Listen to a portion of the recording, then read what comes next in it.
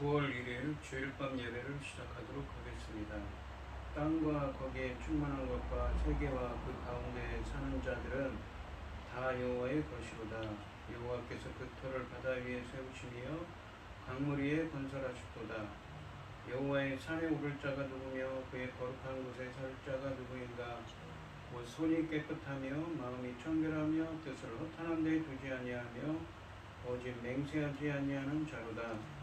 그는 여호와께 복을 받고 구원의 하나님께 의를 얻으리니 이는 여호와를 찾는 족속이요 야곱의 하나님의 얼굴을 구하는 자로다. 아멘. 저희들을 창세전에 택정하시고 여기까지 인도해 주신 주님 감사드립니다. 오늘 예배 가운데 임재하여 주시고 예배가 신령과 진정으로 드려지는 예배가 되게 하여 주시옵소서. 이 모든 말씀 거룩하신 예수님의 이름으로 기도드리옵나이다. 아멘. 사도신경 하심으로 신앙 고백하시겠습니다.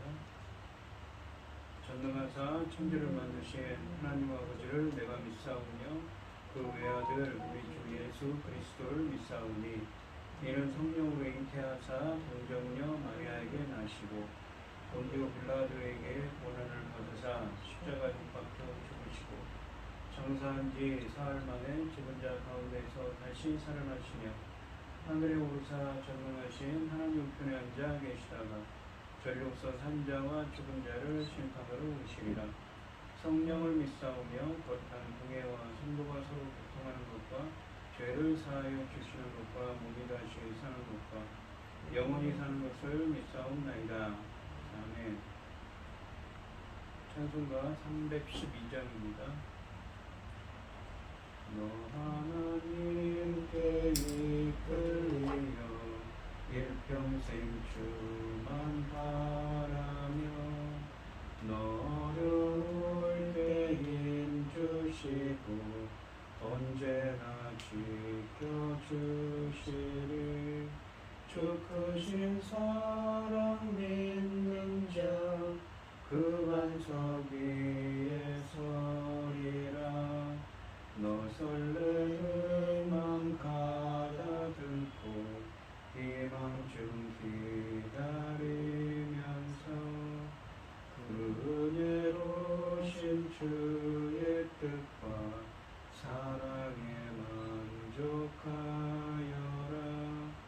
우리를 불러주신 주 마음에 소원하신다. 주 찬양하고 기도하며 내 본분이 써다하라. 주 약속하신 모든 은혜 내게서 이루어지리라. 참되고 의지하는 자 주께서 기억하시리. 아멘. 기도하겠습니다. 복 있는 사람은 악인의 길을 따르지 아니하며 주인의 길에 서지 아니하며 오만한 자들을 자리에 앉지 아니하고 오직 여호와의 율법을 즐거워하여 그 율법을 주야로 묵상합니다. 그는 시냇가에 심은 나무가 철을 따라 열매 맺으며 잎사귀가 마르지 아니함 같으니 그가 가는 모든 일에 형통하리이다. 천지 만물을 지으신 전능하신 하나님 아버지, 어리석고 보잘것없는 저희를 잘못하여 삼으시고 아버지 그 크신 사랑 안에 살게 하심을 감사드립니다. 지금 이 시간도 세상은 온갖 일로 어지럽고 아버지 이루 말할 수 없는 소식들이 많지만 그럼에도 불구하고 아버지 하나님 이 시간 저희들 예배드릴 수 있도록 인도하셨으니 참으로 감사드립니다. 전능하신 하나님 아버지, 저희 나라 대한민국을 기억하여 주시옵소서. 아버지 하나님 지금 바람 앞에 등불 같습니다. 언제 전쟁이 터질지, 언제 무슨 일이 있을지 아버지 하나님 거기다 또 지도자는 지도대로 아버지 하나님 온 나라를 지금 어떻게 끌고 가는지 아버지 불안하기 그지없어 온 국민 70%가 화병이 날지이라고 합니다. 불쌍히 여겨주시고 긍휼을 베풀으시고 아버지 하나님 기뻐하신 대로 우리가 잘 정리될 수 있도록 도와주시옵소서. 전능하신 천지를 지으신 하나님 아버지, 재난으로부터 전쟁으로부터 이 나라를 지켜주시옵소서. 불쌍히 여겨 주시옵소서. 우리가 비록 하나님 앞에 온전히 잘하는 것 없겠지만 아버지는 불쌍히 여겨 주시옵소서. 긍휼을 베풀어 주시옵소서. 그래야 아버지의 긍휼과 그 사랑 안에 있는 것을 만천하 만민들이 볼 수 있게 도와주시고, 전능하신 하나님 아버지, 우리는 하나님만 바라고 사는 우리 민족들이 우리 하나님께서 이렇게 지켜주시는 것을 아버지는 만천하에 증거되게 하여 주시옵소서. 전능하신 하나님 아버지, 어리석습니다. 보잘것도 없습니다. 아버지는 행한 것도 어려운 것 많지 않습니다. 그러나 아버지 하나님, 오직 그 하나님의 은혜와 긍휼 안에서 여기까지 온 것을 아버지 기억하여 주시고 불쌍히 여겨주시사 저희 나라를 지켜주시옵소서. 이 모든 말씀 억만 죄악 가운데서 우리를 구원하여 주신 예수 그리스도 이름으로 기도드립니다. 아멘. 오늘 함께 하신 하나님의 말씀은 시편 7편 10절로 17절 말씀입니다. 시편 7편 10절로 17절 말씀입니다. 교독을 하겠습니다. 제가 먼저 읽겠습니다. 나의 방패는 마음이 정직한 자를 구원하시는 하나님께 있도다. 하나님은 의로우신 재판장이시며 매일 근무하시는 하나님이시로다. 사람이 회개하지 아니하면 그가 그의 칼을 가시며 그의 칼을 이미 당기어 예비하셨도다. 주의 도구를 보완 예비하시며 그가 만든 화살은 불화살입니다. 악인이 죄악을 낳으며 재앙을 베어 거짓을 낳았도다. 그가 웅덩이를 다 만들며 제가 만든 함정에 빠졌도다. 그의 재앙은 자기 머리로 돌아가고 그의 포악은 자기 정수리에 내리리로다. 내가 여호와께 그의 그를 따라 감사하며 지존하신 여호와의 이름을 찬양하리로다. 아멘. 찬송가 401장입니다. 주의 곁에 있을 때 마음이 든든하오니 주여 내가 살고만 인도하여 주소서. 주여 주여 나를 인도하소서. 바른 세상 살고만 주여 인도하소서. 피난처인 예수여 세상 물결함할 때 크신 은혜 베푸사 나를 숨겨주소서. 주여 주여 나를 인도하소서. 바른 세상 살고만 주여 인도하소서. 세상 풍파 지나는 평화로운 나라와 눈물 없는 곳으로 들어가게 하소서. 주여 주여 나를 인도하소서. 때론 다른 세상 살동안 주여 인도하소서.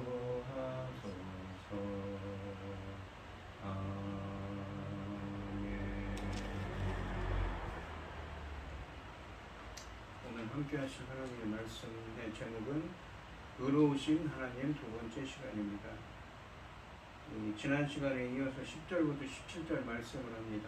이 시편 7편은 표제어에 따르면 베냐민인 구시의 말에 대하여 다윗이 여호와께 한 노래라고 하지만 성경에는 베냐민 사람 구시가 나타나지 않습니다. 오늘 본문 말씀에서는 이 의로우신 재판장이신 하나님에게 진노 가운데 일어나셔서 자신을 음해한 자들을 벌하시고 의로운 자를 세워주시길 간구하고 있습니다. 10절 말씀을 보시면 나의 방패는 마음이 정직한 자를 구원하시는 하나님께 있도다 라고 하십니다. 하나님이 나의 방패가 되신다고 하십니다. 10절부터 13절 말씀에서 다윗은 의로운 재판장이신 하나님이 의인을 구원하시고 악인을 심판하실 것을 확신하고 있습니다. 주님은 마음이 정직한 자를 방패처럼 보호해 주신다고 다윗은 고백하고 있습니다. 전능하신 분이 방패가 되시니 그 방패를 뚫을 악인은 세상에 없습니다. 원수는 지독한 거짓말의 창과 화살로 의인을 쏘지만 방패 되신 주님은 원수의 모든 공격으로부터 그를 보호해 주실 것입니다. 본문에서 마음이 정직한 자라는 표현은 시편에서 자주 나타나는데 시편에서 추구하는 인간상입니다. 다윗은 이 역사의 현실 속에서 하나님이 방패가 되어 주셔서 구원해 주실 것을 요청하고 있습니다. 하나님은 방패처럼 의인의 완벽한 방탄조끼 역할을 해주시는 분입니다. 그러나 하나님은 방어만 하시는 분이 아닙니다. 적극적으로 나서서 의인들을 구원하십니다. 억울한 사람이 처한 상황을 헤아리셔서 더 이상 그가 고통을 당하지 않도록 하실 것입니다. 그는 심판주이신 주님께서 자신을 위해 지금 개입해 주시기를 구하고 있습니다. 11절 말씀해 보시면 하나님은 의로우신 재판장이시니 하나님이 의로우시다는 것은 공정하신 하나님이시죠. 매일 분노하시는 하나님이시로다라고 하십니다. 이제 다윗은 하나님이 의로우신 재판장 되신 무서운 분이심을 부각시키고 있습니다. 주님은 공정하게 사람들을 판단하시는 의로우신 하나님이십니다. 의로운 재판장이신 주님은 의인에게 도움을 주시며 악인을 계속해서 심판하셔서 세상에 공의를 지탱하시고 도모하십니다. 의로우신 하나님이 분노하시는 하나님과 평행을 이루는 것은 아주 새롭고 특이한 표현입니다. 주님의 은은 주로 은총과 구원과 연관되는데 여기서는 분노와 연관된 점이 특히 특이한 표현입니다. 12절 말씀해 보시면 사람이 회개하지 아니하면 그가 그의 칼을 가시며 그의 활을 이미 당기어 예비하셨도다라고 하십니다. 여기서 칼을 간다라는 표현에서 칼을 갈고 또한 이 활을 당기어 예비하시는 분은 하나님으로 볼 수가 있습니다. 즉 11절 말씀처럼 분노하시며 심판을 준비하신 하나님의 모습을 12절에서 보여주고 있는 것입니다. 주님은 악인의 회개를 원하시고 회개하지 않을 경우 칼을 갈고 또한 활을 당겨 준비하시는 분이십니다. 여기서 주님이 칼과 활을 사용하고 있다고 말하지 않고 칼을 갈고 활을 당기어 예비하셨다라고 말씀하십니다. 칼을 갈고 활을 당기어 겨누시는 주님의 모습이 독특합니다. 그러한 모습이 연상되지요. 언제 베고 쏠런지는 주님에게 달려있지만 하나님의 심판을 준비하시는 모습인 것이지요. 13절 말씀해 보시면 죽일 도구를 또한 예비하시며 그가 만든 화살은 불을 화살들이로다. 이 상반절에 보시면 죽일 도구를 또한 예비하시며라고 하시는데 죽일 도구는 분명히 살인 무기입니다. 원래는 악인이 다윗을 죽이려고 하였으나 이제 오히려 주님께서 악을 제거하기 위해 죽일 도구를 예비하고 계십니다. 하반절에 보시면 그가 만든 화살은 불화살들이로다라고 하시는데 불붙은 화살이 이미 날아갈 준비를 끝냈습니다. 그러나 하나님께서 쏘았다는 말은 어디에도 없습니다. 최종적으로 언제 쏠지는 모르지만 악인이 회개치 않고 끝까지 자기 길로 가면 주님께서 최종적으로 활을 쏘실 것입니다. 하나님은 재판장으로서 판결하시고 그 판결에 따라 곧바로 악인들을 벌하시는 분이십니다. 다윗은 이 같은 사실을 강조하기 위해 12, 13절에서 하나님을 가장 완벽한 살상무기로 무장한 전사의 모습으로 묘사하고 있습니다. 칼을 갈고 불화살을 준비하는 모습이죠. 이 신적 전사의 칼은 가장 예리하게 갈아져 있으며 활은 이미 당겨져 있습니다. 활에 담겨져 있는 화살은 불화살이라고 하십니다. 다윗을 괴롭히게 했는 악인들이 심판받을 순간이 임박했으며 하나님의 심판은 그들에게 치명적일 것입니다. 그러니까 이미 이 공의로운 하나님, 의로우신 하나님, 공정하신 하나님의 판단은 끝났다는 것이죠. 하나님의 무엇입니까? 의로우신 그 재판장이신 주님께서 칼로 베고 활을 쏘실 날이 임박했다는 것을 본문에서 드러내고 있습니다. 14절 말씀해 주시면 악인이 죄악을 낳으며 재앙을 베어 거짓을 낳았도다 라고 하십니다. 14절부터 16절에서는 악인들에 대한 하나님의 의로운 심판을 확신하면서 이제 주님은 어떻게 악인들에게 심판을 행하실까라는 문제에 초점을 맞추고 있습니다. 14절에서 이 악인의 모습은 죄악을 낳고 재앙을 잉태하여 거짓을 낳는 임산부에 비유되고 있습니다.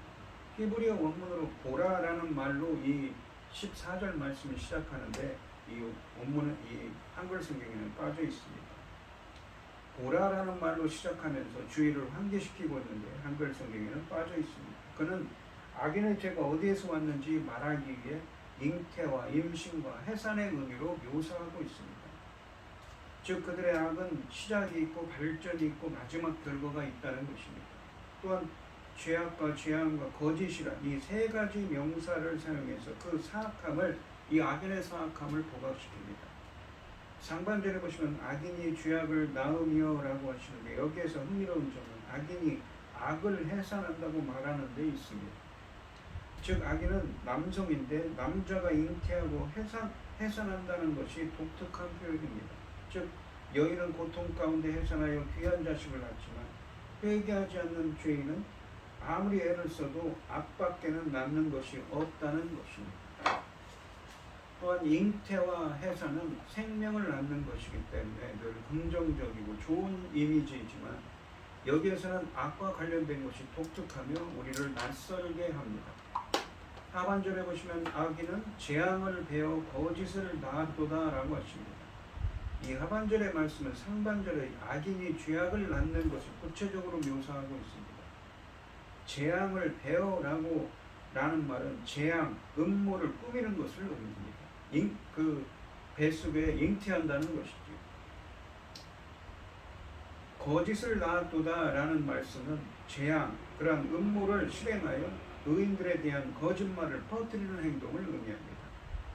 여기에서 거짓은 구체적으로 무관 다윗을 고발하여 죄를 덮어씌우는 것입니다. 악인들은 재앙, 즉 자신이 행하는 악행을 정당화하기 위해 수많은 거짓말을 만듭니다. 15절 말씀을 보시면 그가 웅덩이를 파 만드니요 제가 만든 함정에 빠졌더라. 이 웅덩이를 왜 팝니까? 바로 이 다윗 같은 악인들이 의인들을 이 무엇입니까? 어떤 함정에 빠뜨리려고 하는 14절에 있는 것처럼 거짓말로 함정에 빠뜨리려고 하는 모습이죠. 근데 그 함정에 악인들이 도로 빠지게 됩니다. 자기 덫에 자기가 걸린다는 것이죠. 이 15절과 16절 말씀은 악인들이 꾀한 악에 대한 하나님의 정확한 심판을 노래하고 있습니다. 15절 말씀은 악인이 의인을 잡기 위해 교묘하게 함정을 팠지만 그가 만든 함정에 스스로 빠지게 되었다고 말씀하십니다. 이 15절은 사냥의 비유를 들어서 악인들의 모습과 결말을 묘사합니다. 악인들이 중상모략으로 의인들을 공격하는 것은 마치 사냥꾼이 짐승을 잡기 위해 몰래 웅덩이와 함정을 파는 것과 같다는 것입니다. 하지만 그들은 자신이 판 그 함정에 빠지고 말 것이라고 하십니다. 이것을 앞부분과 연결한다면 의로우신 하나님이 악인들의 감춰진 악까지 드러내셔서 정확하게 심판하시는 것을 암시하는 것입니다. 이 16절 말씀, 그러니까 이 의인인 다윗을 모함하는 함정을 팠지만 그 함정에 도로 빠지는 것이죠. 그러니까 의로우신 하나님이 이 악인들의 이 감춰진 악까지도 그렇게 했던 것까지도 다 들춰낸다는 것이죠. 16절 말씀해 보시면 그의 재앙은 자기 머리로 돌아가고, 그러니까 그가 아까 이 재앙이라는 말이 14절에 있죠. 재앙을 베어 잉태하죠. 음모를 꾸몄어요. 근데 그 재앙은 자기 머리로 돌아갑니다.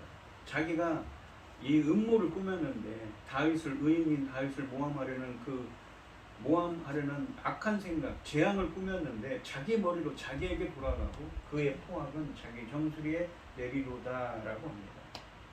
남을 향해 던진 돌이 던진 자의 머리로 돌아오는 이미지를 나타내고 있습니다. 16절에서 15절의 암시가 명확하게 표현됩니다. 악인이 의인들을 공격하기에 꾀한 웅덩이와 함정이 자기 머리에 임하게 됩니다. 이렇게 결국 악은 악인에게 돌아갈 것입니다. 남을 해치려고 한 그 악독이 그대로 자신에게 돌아오는 악의 부메랑 효과가 흥미롭습니다. 악인에게 악이 돌아오는 것은 하나님의 심판을 의미합니다. 악인의 악은 무지한 자에게 결국 미치지 못합니다. 오히려 하나님께서 악인의 악을 그에게 돌리실 거라고 하십니다. 14절 하반절 말씀에서 이 악인이 재앙을 베어, 그러니까 악한 꾀를, 악한 이 생각을, 계획을 도모해서 거짓으로 의인을 모함한다고 했는데, 이 15절과 16절 말씀에서는 악인들이 악한 계획을 악인들에게 그대로 반드시 돌아가게 하실 것이라고 말씀하시는 것입니다. 이것이 하나님의 의로운 재판장이신 이유이고, 다윗이 불의한 원수들의 공격 가운데서도 하나님께 피하는 이유입니다. 다윗은 자신을 공격하는 악인들이 결국은 하나님의 심판을 받을 것을 이렇게 굳게 확신하고 있습니다. 17절 말씀을 보시면 내가 여호와께 그의 의를 따라, 그의 의로움을 따라, 누구의 의로움이에요? 하나님의 의로움이시죠. 하나님은 정말 공정하신 분이시라는 것이죠. 그의 의로움을 따라 감사합니다. 지존하신 여호와의 이름을 찬양하리로다. 찬양하겠다고, 찬양했다는 것이 아니라 찬양할 것이라고 이야기합니다. 이 시편 7편은 여호와의 의를 따라 지존하신 여호와께 감사하고 찬양하겠다는 다윗의 맹세로 끝나고 있습니다. 사람이 살아가면서 겪는 것들 중 억울한 일들이 많습니다. 우리가 경험하는 억울함 중 가장 원통한 일은 모함을 당하는 일일 것입니다. 이 시편은 모함을 당해서 낙심한 사람의 기도로 시작해서 여호와의 의로운 통치를 찬양하며 마무리되고 있습니다. 다윗은 이 시편을 1절과 2절에서 탄식으로 가득한 기도로 시작했고 3절부터 5절까지 말씀에서는 자신의 결백함에 대하여 맹세했으며 6절부터 13절까지 말씀에서는 의로우신 하나님의 심판을 간구함으로 이어갔습니다. 그리고 14절부터 16절에서는 하나님의 의로우심을 근거로 악인은 분명히 심판을 면하지 못할 것이라는 확신을 얻었습니다. 그 자기의 그 꾀가 자기에게 돌아가죠. 자기가 행한 악이 자기에게 돌아갈 거라고 했습니다. 이제 17절에서는 하나님의 의로움, 즉 공정하신 하나님을 찬양하기에 이르렀습니다. 다윗은 절박한 상황에서 자신의 이 고통을 견딜 수 없었고 그래서 하나님께 기도했습니다. 그는 거짓 고발과 그로 인한 자신의 어려움만을 생각했습니다. 그의 머릿속에는 하나님 대신에 악인으로 가득 찼습니다. 그들의 음모에 치를 떨었습니다. 그러나 이제 찬송으로 자신의 시를 마칩니다. 그는 다시 성도로서 균형 감각을 찾게 됐습니다. 그는 지극히 높으신 하나님의 이름을 찬양합니다. 찬양한다고 말합니다. 지극히 높으신이라는 구절은 하나님의 위치를 효과적으로 표현하는 단어입니다. 다윗이 당면하고 있는 문제들이 마치 태산같이 높게 보일지 몰라도 그의 형편을 헤아리시는 하나님은 세상에서 가장 높으신 분이시기에 문제가 되지 않는다는 것입니다. 하나님보다 더 높으신 이는 없습니다. 그래서 이 단어는 하나님이 세상의 모든 신들보다 으뜸이심을 강조할 때 자주 사용된 표현입니다. 하나님 같으신 신은 그 어디에도 존재하지 않습니다. 세상에서 가장 으뜸 가는 자리에 앉으신 하나님은 그의 통치에 도전하는 세력들에게, 악한 세력들에게 전혀 위협을 받지 않으시는 분입니다. 그렇다면 그의 자녀들은, 우리가 당면하고 있는 문제들도 주님의 통치를 위협할 수는 없는 것이겠죠. 감사하며 찬양하리로다 라는 말씀 또한 미래에 드릴 감사를 미리 선언하는 것입니다. 하나님의 구원이 구체적으로 확증된 것을 가리키고 있습니다. 그리고 이렇게 하나님께서는 마치 시위를 당겨서 불화살을 준비하고 있는 것처럼 준비하고 있기 때문에 그 하나님의 구원을 확신하고 있는 것이죠. 다윗은 하나님의 의로운 심판을 아직 경험하지는 못했지만 비록 비방을 당하고 공격을 받고 있지만 그의 의로우신 여호와 지존하신 그분이 자신의 정당함을 입증해 주실 것을 전심으로 믿고 확신하고 있는 것이지요. 여호와는 의로우신 하나님이시기 때문에 결코 우리의 억울함에 눈을 감으실 분은 아닙니다. 심는 대로 거둘 것입니다. 악인들은 자기 꾀에 빠지고 자신이 판 함정에 빠져 자기 고소의 대가를 치르게 될 것입니다. 우리는 하나님의 침묵이 결코 악에 대한 묵인이 아님을 우리는 기억해야 합니다. 공의로 판단하시는 하나님이 계시니 불의한 승리가 아니라 정의로운 패배에 참여해야 하는 것이지요. 지금 우리를 둘러싼 세상이 정직하고 의로운 삶을 조롱한다고 해도 불의한 성공을 위해 악인의 길에 서지 말아야 하는 것입니다. 오늘 본문 말씀해 보시는 하나님은 온 세상을 의롭게 다스리시고 판결하시는 재판장이시기에 마음이 정직한 의인들의 억울함을 풀어주시고 악인들의 숨은 악까지 들춰내셔서 심판하신다고 말씀하십니다. 그들의 의도까지도 악한 이 음모까지도 그들에게 다시 돌아가게 한다고 하십니다. 그러므로 성도는 이 세상에서 생명을 위협받는 불의한 공격 앞에서도 하나님의 공정한 심판을 확신해야 하는 것입니다. 오늘 이 시간 우리 성도님들도 주님은 마음이 정직한 자에게 방패가 되어 주셔서 구원하시는 의로우신 하나님이심을 믿고 확신하면서 인내하며 선을 행하는, 그러니까 무엇입니까? 정의에 펴는 선은 여러분들이 되시기를 주님의 이름으로 축원드리겠습니다. 기도하겠습니다. 지금 겪고 있는 다윗의 환난이 결코 쉬운 것은 아닙니다. 다윗은 모함을 겪고 있고 탄식으로 이 시를 시작하고 있습니다. 그럼에도 불구하고 그가 이렇게 감사하겠다고 시편을 마무리할 수 있는 이유는 우리 하나님은 공정하신 의로우신 하나님이기 때문인 것이지.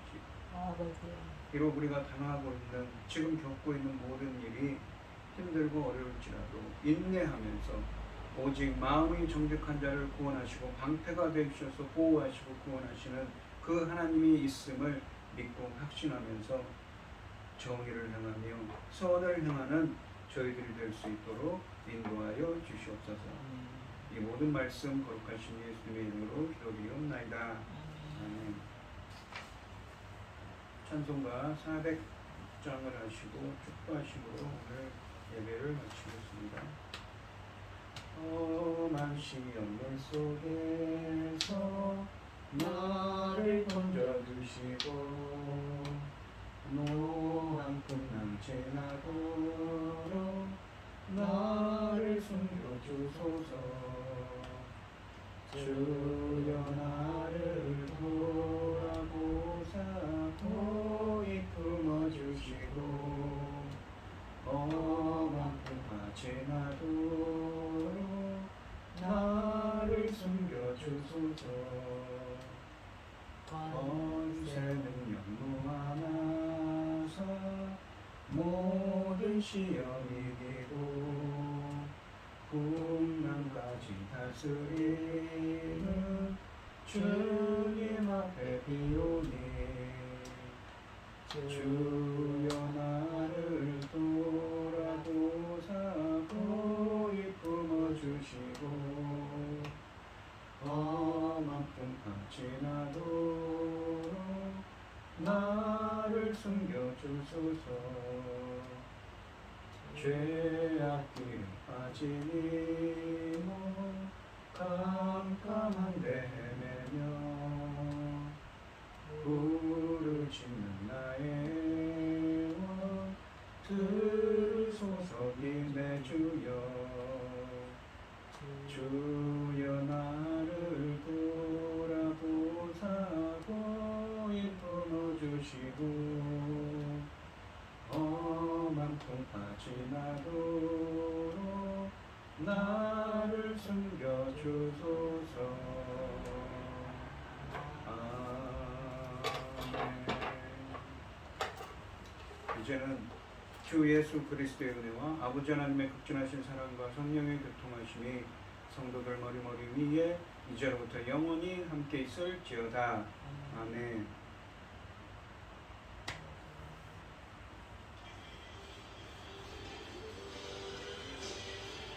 아버지